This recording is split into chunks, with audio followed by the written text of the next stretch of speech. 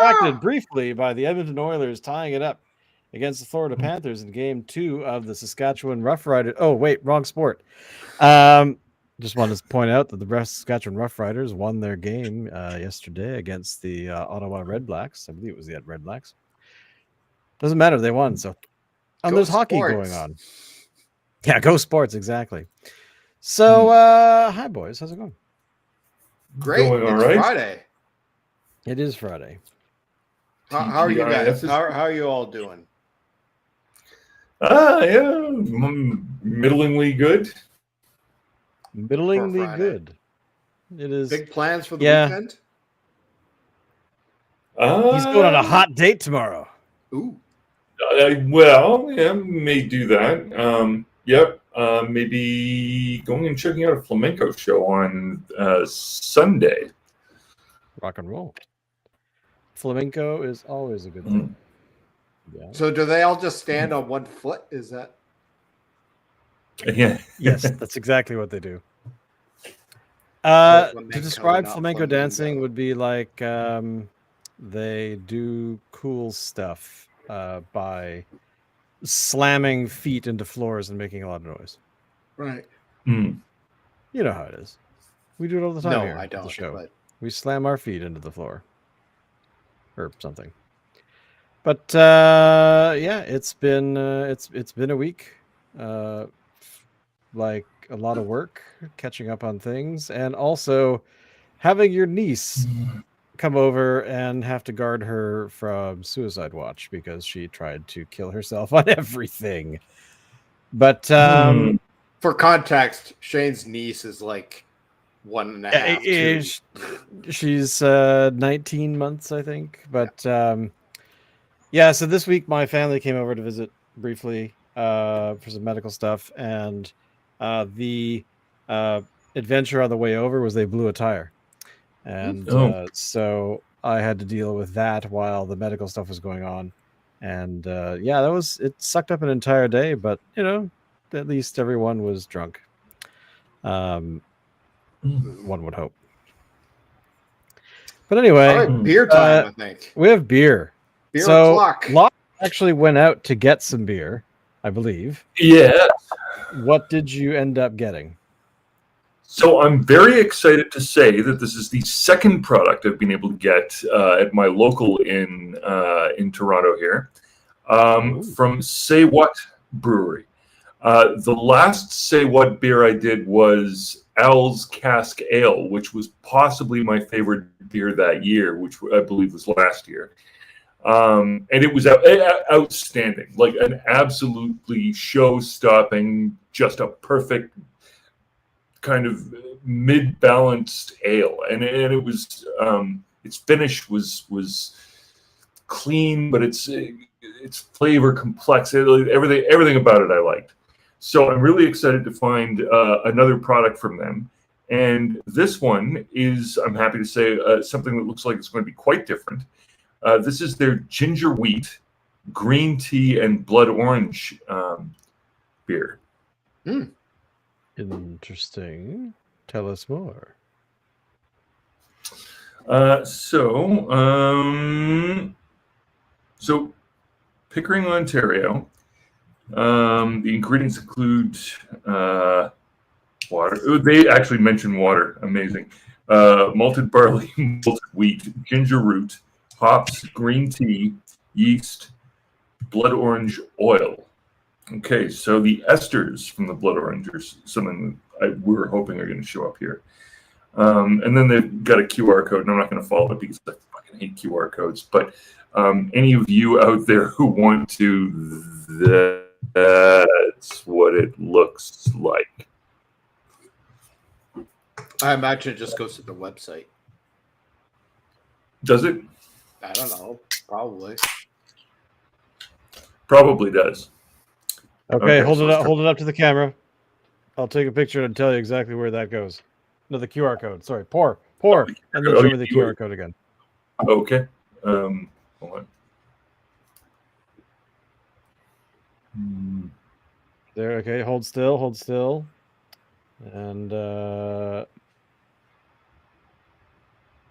Yes, it goes to the website and that particular beer's page. Cool. Hmm. Kind of convenient. I like that actually. Okay, so unsurprisingly, for something that is about blood oranges and is a wheat ale, it's got a kind of a pleasingly, I would say that's brighter than amber. That's a golden hue, I would say. Really?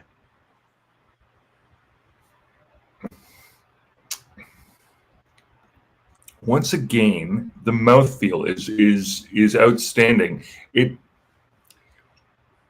carbonated, but it's smooth.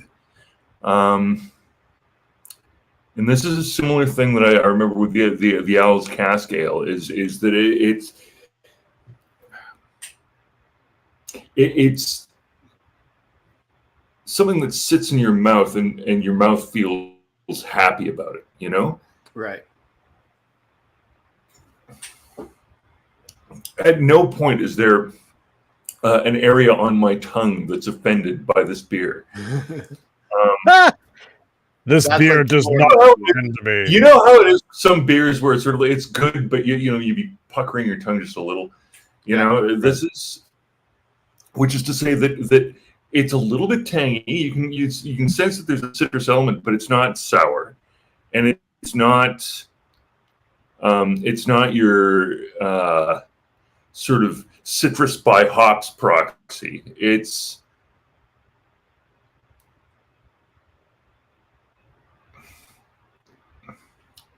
got a little bit of the funkiness that you get in a wit beer, but it doesn't end with that yeasty aftertaste. You know, Right. Okay. Yeah, this is once again knocked it out of the park. Yeah, 4.5%. So a good thing on a hot summer day, I would think. Yeah, this is. I'm very very happy with this. Excellent. I wish we could get some of this stuff out here. Mm. Yeah, well, we keep talking about. I got to send a bunch of stuff through the mail. I'm just really bad at getting mobilized that way. It's all good. All good.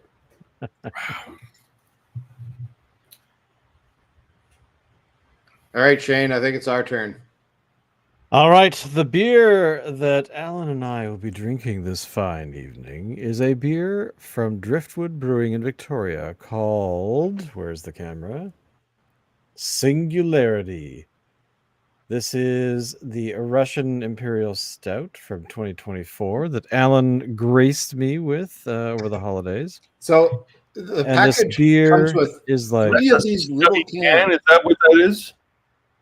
Yes, it's a these little are stubby can, teeny cans of 250 milliliters apiece. and they come 3 of them in this tube, kind of like a Pringles can. I kind of love that packaging.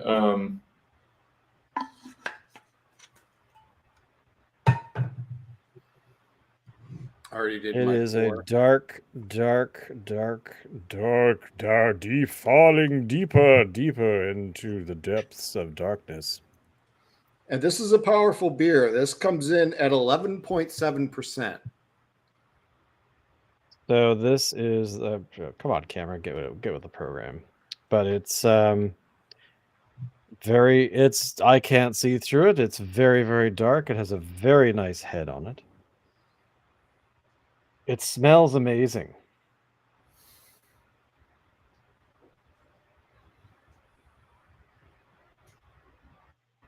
Yes. That is nice. That is a fine balance.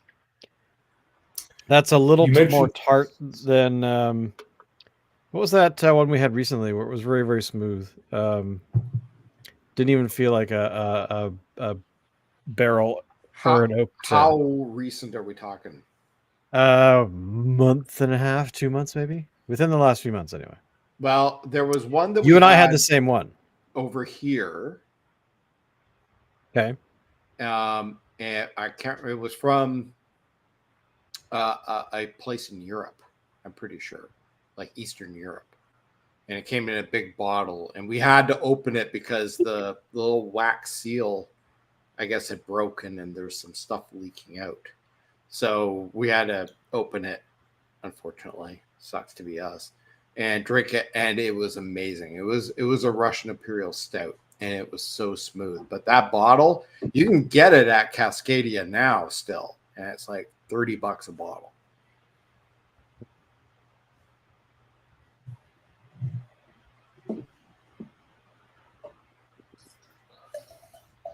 Okay.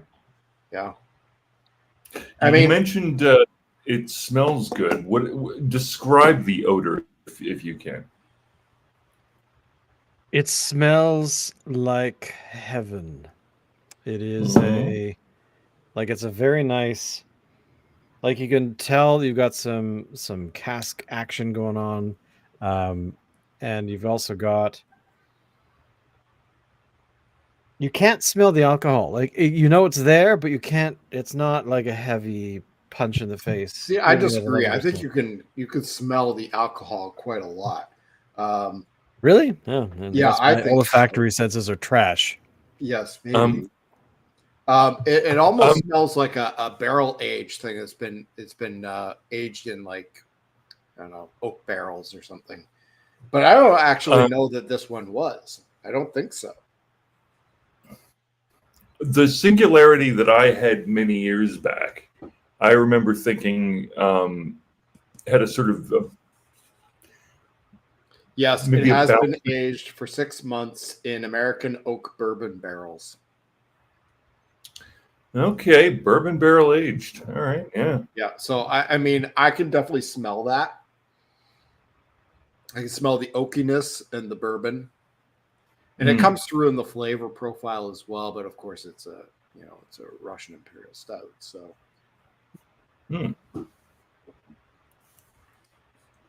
it's not really sweet. It's sweeter than a dry stout, but not overly sweet or anything. Okay, that sounds really appealing. enjoyable, and I really like that it comes in these because that is kind of neat. You know, I mean, I can handle a tall can of these. A bomber bottle, maybe not, and that's what they used to come in, as bomber bottles.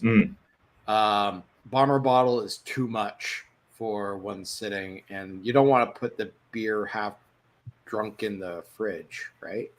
Well, exactly, because it just doesn't have that. I don't know. You just don't get that experience. It's right? flat. Yeah. It's had it's been oxygenated. If the use case is something to have, after dinner, or maybe like as a nightcap, that's a good format, isn't it? It is. Now, one thing I find kind of weird is they are also selling Fat Tug in these. I'd be drinking a whole one, thanks. Yeah, I don't get that. One thing I'm shocked about, we didn't see these with the Old Cellar Dweller. I thought we would have, but we didn't. So I don't know. But otherwise, a good beer. And Singularity is good every year.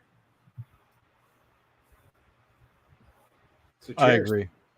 So cheers to that. I mean, I have nothing bad to say about this at all. I have nothing. It's good. It's a treat beer. Yeah.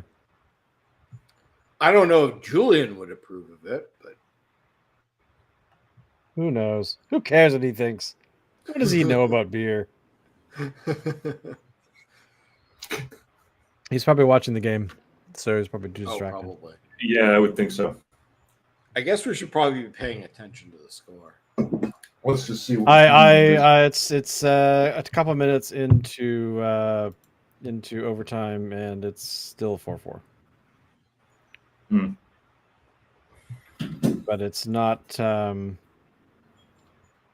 I'm assuming this game was evenly matched, or no? It looks like Edmonton really kicked some ass at the beginning.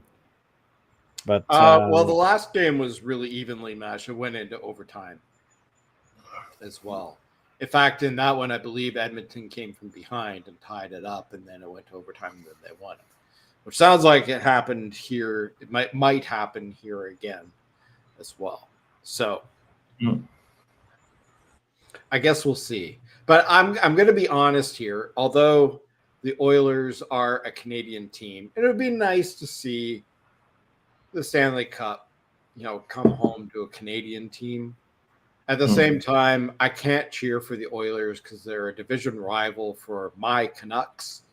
And when the Canucks are playing against the Oilers, I just can't stand the Oilers.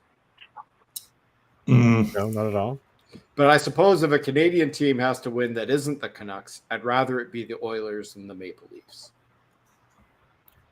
Well, I mean, that is the wisdom that when you have a what's the word I'm looking for?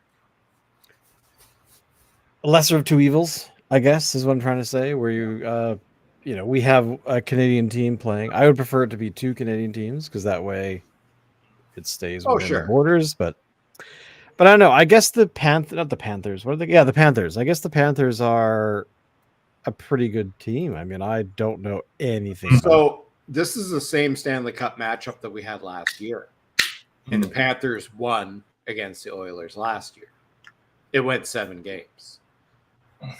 Really? I think if there's any indication, this one might go 7 games again. And who knows? All bets are off as to who will walk away the winner. True.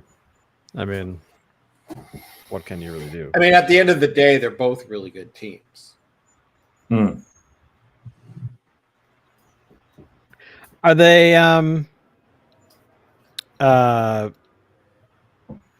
what is their ratio of Canadian players versus not Canadian players? I don't know about this season. I know last season, actually, Florida had more Canadian players than Edmonton did.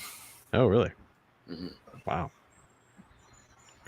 Well, at the end of the day... But then Florida has the Kachuk, one of the Kachucks, and I hate the Kachucks. I'm going to pretend I know what that means. What do you mean? Who are Matthew these Kachuk is a player. I'm pretty sure he's American, actually. In playing for Florida, and the guy's just that. He's a jerk. On the ice, he's a bit of a jerk. He's kind of like one of those kind of players that you really want to have on your team and you hate playing against him. Oh, wow. Yeah. So what is the... But then the Oilers also have Corey Perry, who's kind of the same. Right.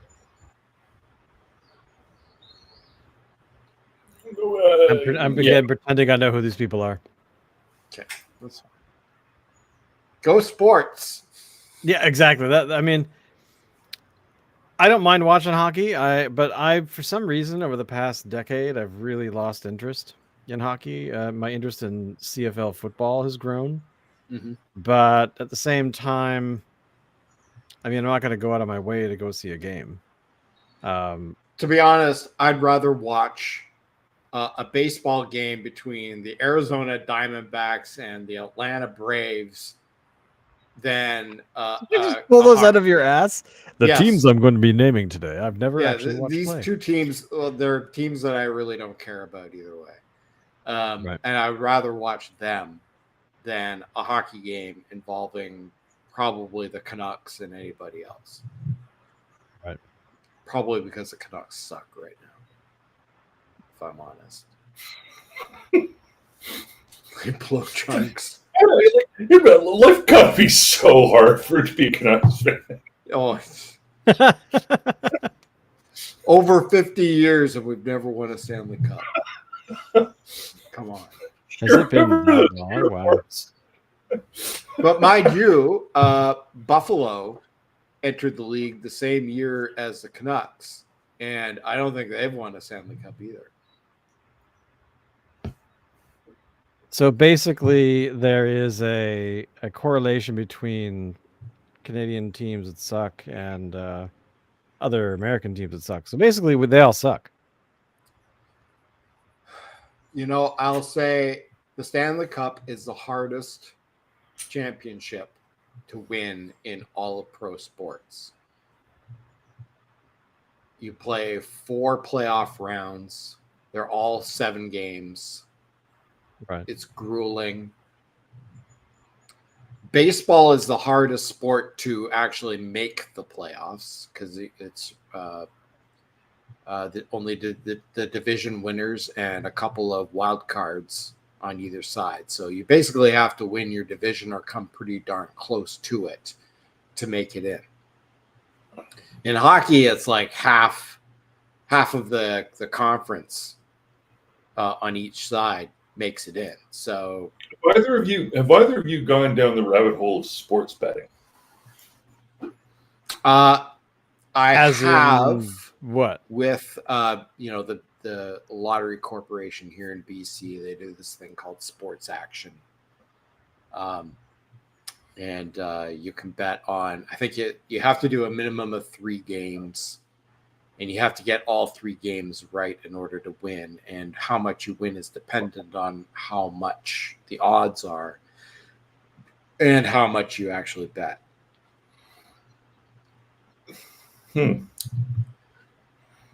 So if you I pick can't like sure say I've things, ever done that.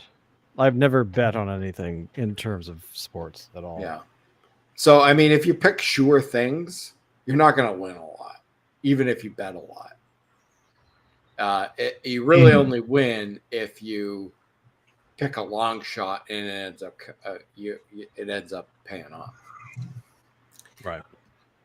I mean, Do we have betting shops in Canada that just do nothing but betting? I mean, look, there's a certain aisle in the grocery store where it's all fucking scratch and lose, or something like it. right. Do we have, like in the UK, there are sports betting shops on like every other corner? Well, in Canada, there's online betting things, but they're only licensed, I believe, in Ontario. You have to be a resident of Ontario in order to use them. I see these things when I'm watching like baseball games or hockey games or whatever on TV, TSN, Sportsnet, and these things are advertised ad nauseum. But they're in the fine print down at the bottom of the screen goes only open to Ontario residents, which makes me think that there's some sort of legislation in Ontario that allows those things to operate and other provinces don't. Mm-hmm. I suspect there are, but I'm going to. I imagine that. Right. All leasing that online has got to be. I imagine that's a difficult task. Some of the names that I've heard on the TV is like BetMGM, Sports Interaction. There's others. Apparently, the Criminal Code of Canada was amended in 2021 to allow on single game sport betting.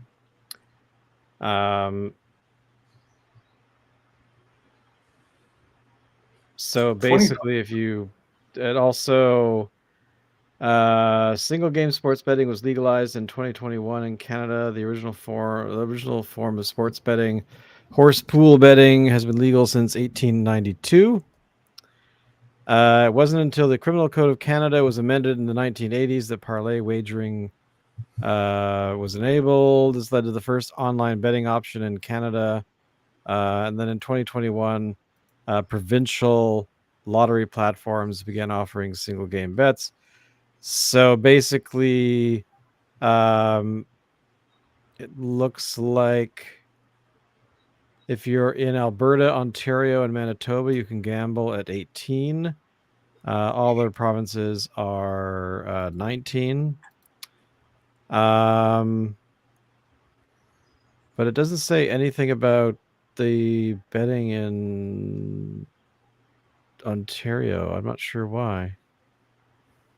Maybe because of the population. Like maybe it's just a commercial thing, but Could be. Seems like the kind of thing Ford would approve of. Yes, totally. I mean, here's the thing. Like, to the extent that I've ever gotten involved in sports betting, I have placed wagers on horse races a couple of times in Calgary. Didn't really follow up on that at all. It just didn't seem like something to spend a lot of time or money on. I did have an acquaintance who bizarrely, for a period of time, made a living betting on horses. Really? Yeah, weird cat. Younger brother of another weird cat. Yeah. I don't know. It's interesting. I can't imagine you'd make a good living doing that. No, I don't think it was. This was back when living. This is in our 20s. So, living meant paying for a shitty apartment and beer. So Right. Yeah. If you had KD and beer, you were happy. Yeah, well, look, if you can get away with doing that by observing horse races, it's a bit of a mark of achievement, I think. But yeah, it's interesting that was amended recently. I wonder how many. Because for a while, Poker Stars was a thing that especially during COVID, that the U.S. Oh yeah, I remember that. Yeah. Because that was a Canadian operation that because they're online, plenty of Americans, I think, probably, gambling money on it. I'm not much of a gambler. When the wife and I went to Vegas, gosh, this is probably like 2015, 2016. We thought we were like big time movers and shakers when we bet $20. Or we spent $20 in a casino and then we lost it and we're like, okay, well, that's done. Moving on. Lately, I've been wondering about my own behavior regarding gambling because I don't engage in much gambling, except for I do when I stop and reflect on the downside gambling involved in procrastination. I'm starting to think that procrastination, part of the thrill is it's kind of like gambling. I'll just leave it for now because maybe it won't be a problem. Maybe it won't. That's the gamble. It's just downside gambling. If you're gonna gamble upside. Leave the downside the fuck alone. Keep that stable. I'm starting to think. Right. Yeah. I was actually remarking, so there's a casino that's close by here that I've never been to. Like, it's been in operation for, I don't know, the one in View Royal. How long has it been there? 30 years? The one on the Colwood Strip? Oh, that one. Oh, yeah, that's been there for ages. Yeah. I mean, I've never even been inside. I'm trying to think of. I've never been in the parking lot.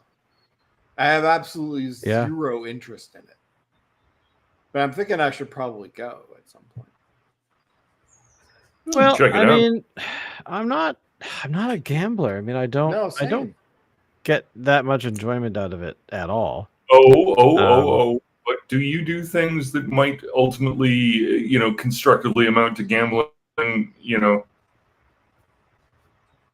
in terms of your overall engagement with the world?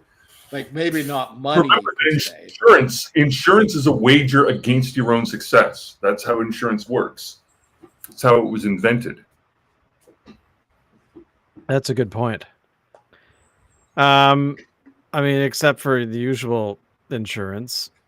Let's put it this way. Ned Flanders didn't have insurance on Maud because he thought it was gambling. And then she died. trying to think of what. I mean, aside from insurance, I mean, trying to think if is there anything else that I do in my life that could be gambling? Like I can't. Anything that Yeah. has a risk, which is basically stepping outside of your door. To the degree that you have investments, one of my favorite Simon Schema quotes. I think it was like just something that was, a popular saying in the Dutch 17th century. But it's how you. So if you the understanding of the term gamble, right? So they gamble. He invests, or no, right, yeah. They gamble, he speculates, I invest. Right? I'm just trying to find this, like the details of the change in the laws, but it's basically, I guess, the single betting business. It seems that across Canada it was okay as long as you were betting in pools of some kind, or multiple outcomes for different games. And the big change was just the reality of, I guess, betting on single games, which makes, I don't know, just kind of makes me think, how is this possible? Like, how did it really?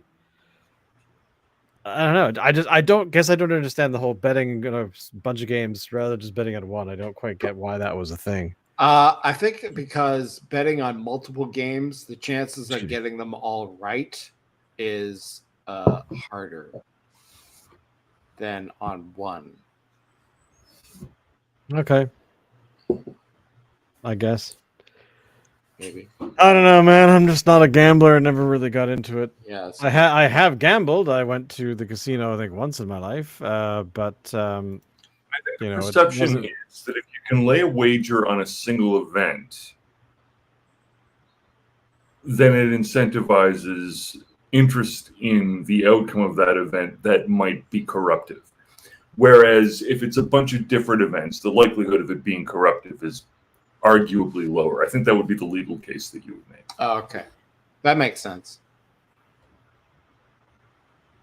Kind of like, what was it, the 1918 Chicago White Sox? I mean, how many people bet on that World Series? And then the White Sox ended up, because they were paid off by mobsters to throw the series.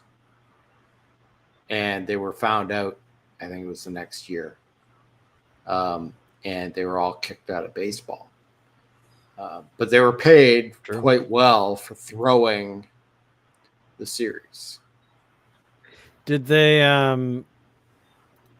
so what was their payoff? I don't know what the payoff 1929, was. right? Is that what you said? It was 1918, I think. Chicago White Sox. So this was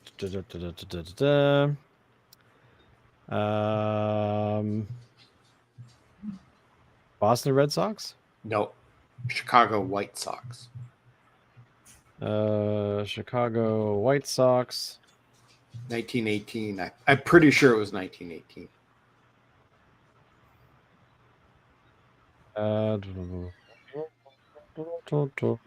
1919.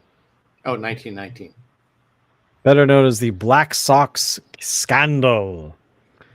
I wonder. I'm curious how much they got paid.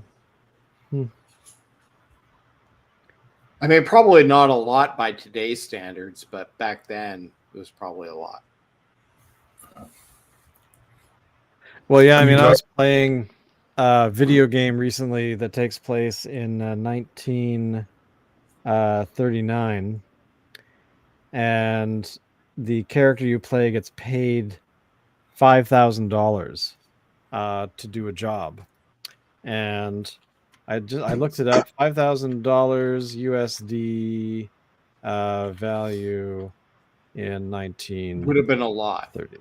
So 1939, the equivalent of the buying power of that was roughly $115,000. So do this job. So $5,000 went a long way back then. And I actually think that it would have been worth more than that. Well, I mean, this is not an exact science as far as this website is No. concerned. It must be accurate, but who knows? At the end of the day, I remember this particular scandal being mentioned in Field of Dreams, I think, because all these players that were thrown out that Shoeless had Joe long Jackson. passed away. Exactly. The extent of Jackson's part in the scheme remains controversial. He had a series-leading batting average of .375, including the series' only home run, threw out 5 base runners, and handled 30 chances in the outfield with no errors. Generally, if players play worse than games and their team loses, the Jackson batted worse in the 5 games of the White Sox, blah, blah, blah, blah. So basically, yeah, I remember that being mentioned in the film too. Probably in the novel as well. I think what it was is he did take the money. Well, true. If you took the money, then he did take their money, but although he said that he would throw the series, it doesn't look like he actually did. It's like he's like, okay, they're suckers for giving me money, and then I'm so he's guilty of defrauding people who attempted to get a bribe. I think so. So he was promised. It's a better crime, admittedly. So he was promised by the gamblers $20,000 to throw the game or throw the series, but he ever only received $5,000 of it. Oh. So, and for his trouble, got kicked out of baseball. Now, to be fair, in 1919, I mean, Major League Baseball was still pretty much in its infancy. True. I don't think these guys were making a lot of money. I mean, professional sports players weren't getting paid like today's people. Not. He was getting paid. I just looked at this. Shit, I just closed the tab. Hang on. They were getting paid about $6,000 a year per season. Yeah. So that is in 1919 would have been. Well, let's see. Well, that was only for like the best players, not like. True. Most of the players who were playing were working jobs, when they weren't playing. Yeah, so they were making approximately $110,000 a year, like if they were getting paid this year. So yeah, I mean back then, 1919, that was a ton of cash. But well, even, not that I think that's what they all should be exactly making, but like 1,000.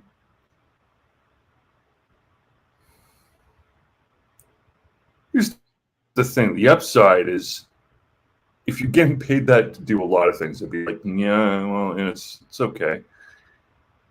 Getting paid that to play hockey. So that's sort of the average player in 1919 for their salary was about $3,500. So the average player on the Chicago White Sox in 1919 was slightly higher at $3,700. So him getting paid about $5,500 or whatever it was, he got paid about $1,000 or $2,000 more than the average player. So yeah. I mean, compared to salaries today, I mean, there's no comparison. Like So, like I remember watching that film, with Brad Pitt. Oh my God, what was it called? Something Ball. Oh, Moneyball. Moneyball, and they were talking about. Movie, by the way. Oh yeah, it's a great film, but they talked a lot about the actual details of how much they could get players for.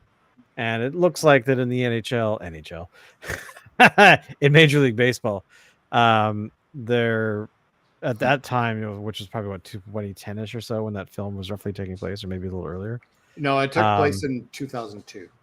2002. So they were talking about players getting paid, or they could get away with affording players at roughly, between 250 and 300,000. So, But the big guys like Johnny Damon was making like $8 million a year. Well, exactly. That's what I'm saying. Which is peanuts compared to today, where, well, maybe not today, but it was like a couple of years ago. Max Scherzer, who's now a pitcher for the Blue Jays, but his previous contract was signed with the New York Mets for $43 million a season.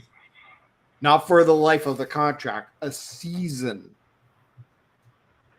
Is a player worth 43,000? No. Or what logic went through? Like, was it some sort of, is he famous? Is he Max Scherzer? I just can't think of what it is. Max Scherzer was at the time probably one of the best pitchers in baseball. And if he wasn't going to sign with the Mets, he was going to sign somewhere else. And everybody wanted him. And it was just sort of like a bidding war. And the owner of the Mets said, I want this guy. I'm going to price everybody out. And they offered him $43 million, which is crazy considering his age. And he spent like a lot of that time being injured. Since that contract has expired, he signed for this year with the Blue Jays in Toronto, I think for $15 million on a 1-year deal. I think he's played one game and then he got injured, and he's been on the injured list ever since. Wow. Yeah. But I mean, again, the New York Mets signed Juan Soto this past summer to the most expensive contract ever in professional sports. I think he's getting paid, it's like $700 million over, I want to say 14 or 15 years. What? See if you can look up the contract. Juan Soto, SOTO. I wonder what the morality clause. $765 million. Over how many years? Okay, so he signed a 15-year contract for $765 million, including a $75 million signing bonus. So it's guaranteed that he'll get $765 million, and an average annual salary of $51 million.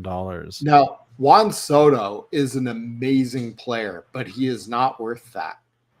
And any team who goes and puts that much money into one player is asking to lose year after year after year. Because if you're putting that much of your salary into your team's salary into one player can't carry the team. You got to put other players around him. You got no money for anybody else. At least not anybody of quality. So I mean, it is kind of insane. Like, I don't get this at all. Now, the Dodgers the year before signed Shohei Ohtani to not quite as big of a deal, but pretty big still. But you could make a case. Ohtani is a player that we have not seen, a caliber of player that we have not seen in over 100 years, being Babe Ruth. Like, so Shohei Ohtani is Babe Ruth. Right. Okay. But here's a further complicating problem. In that contract, one wonders, what does the morality clause look like? Because that's what bit Tiger Woods on the ass. Usually these major sports contracts, whether it's just signing a contract, or for that matter, if it comes to sponsorships and all that stuff as well, usually something ask for is some kind of morality clause, which says, and don't do anything that would remind you of what was his fucking name? Jared in Subway. You remember that one? Oh yeah. Yeah. So don't be like Jared. Well, I would say, I mean, I can't speak for other but things. also don't be like Tiger Woods, right? Like, Yeah. and so I wonder what standard they're being held to in that respect. Major League Baseball actually has standards in place for all players to adhere to that include like domestic violence and all that kind of stuff. So that's an interesting approach. Yeah. So It's if like you are, so as an example, oh my God, what's his name? A pitcher who is one of the best pitchers in baseball was accused of manhandling women in sexual encounters and was brought up on charges. He was suspended by the league, not the team he was playing for, by the league for X number of games. He actually hasn't played in Major League Baseball for, I want to say, the past 4 years. He's been playing in Mexico. He's been playing in Japan. Anywhere. So he's played in every other market except. He's played in every other market, and he keeps. His social media has been very active that he wants to come back to the Major League Baseball. He's willing to play for league minimum. Just somebody give him a chance. What's even more so is his accuser has actually recanted. Oh. Now, whether that's through coercion or what, or if it's actually legitimate, I don't know. But he's still not playing Major League Baseball, despite being one of the best pitchers. So basically, I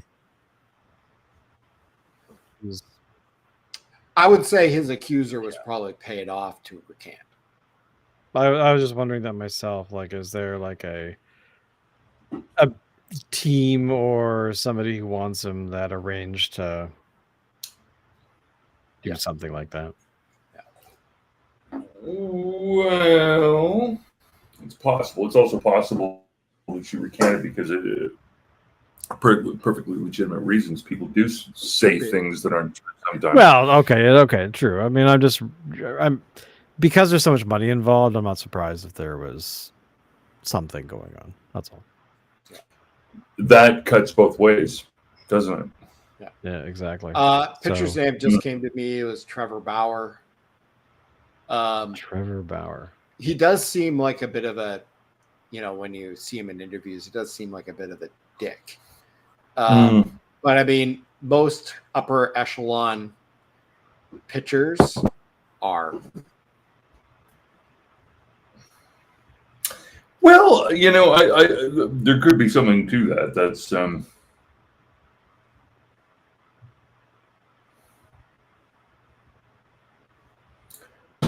further overtime.